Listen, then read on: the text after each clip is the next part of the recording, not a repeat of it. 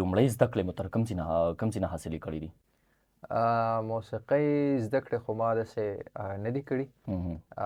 دا چې بس سکول تعلیمي هلې ځلې هغه په اړه راته وایه. تعلیمي خو دا ده چې ما 12 پورې SPS کالج نه سبق وې، سکول او کالج مې هغه ځینې وې. هغې نه بعد بیا بیکن هاوس نیشنل یونیورسټي لاهور ته لاړم BS دپاره تھیټر فلم اینډ ټلویزیون کې ما BS وکړو. بس زما زیبسټ اسلام آباد نه MS میډیا ساینسز روان دی. کوم ځای سره تعلق ساتئ او بیا خړپوسې مو چېرته کړي دي؟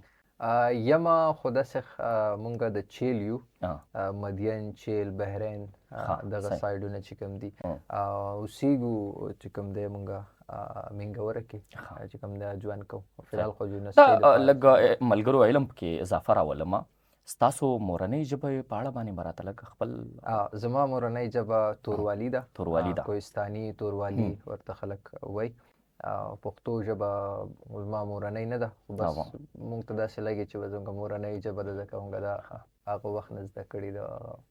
د پښتو ژبې سره دونه مینه چې هغه بیا سندرو په دنیا کې ته راځي او دونه ډیپ تعلق چې څوک هم دا ګمان نه کوي، فکر نه کوي چې دا د بلې مورنۍ ژبې بدله ده، پښتو نه ده.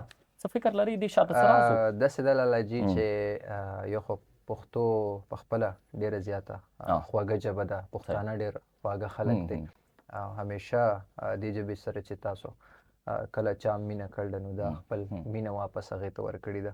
بل دا چې ما کور کې خو به مونږ خپل توروالي وی، خو سکول کې ملګرو سره هلته مینګوره کې چاپېر چل باندې څومره ټول پښتون سوسایټي کې وو، پښتو به اورېده، دغه کول، کتابونه ولوستو، بیا پښتو زده کړه دغه نو دغه شان بلا دغه چې کوم دی نو هغه. تاسو دلته ذکر وکړو چې یادونه مو وکړه چې پښتانه چې بیا مینه درکوي، تاسو ولې مینه ورکړه د سندرې په مد کې؟ بیا د هغې د طرفه بیک اپ څنګه و، د مینې څونه زیاته وه؟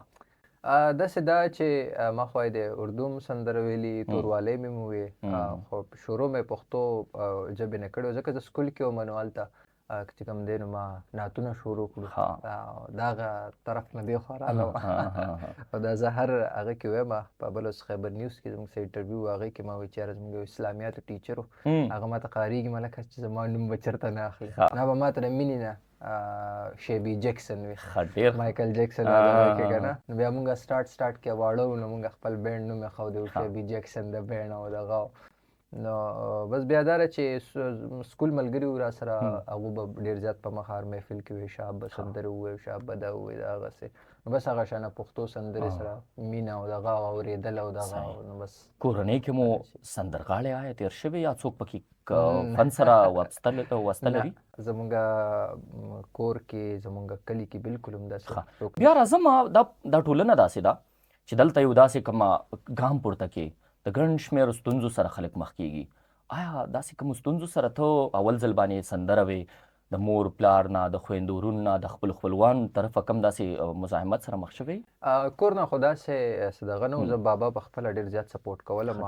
زما مشر ورور چې کوم دی هغه چې کله زه سټارټ کې دی فیلډ ته راتلمه، خو بیا منځ کې زما سټډیز چې کوم دی هغه ډېر زیات ګډوډ شو، رانه نور څه لانجې مانجې خطا شوې لارې نو بیا د هغو لږه سختي دغه کړه خو بهرحال زما دغه سره ډېر زیاته مینه او سنګینګ سره نو بس دا ده چې روان دی.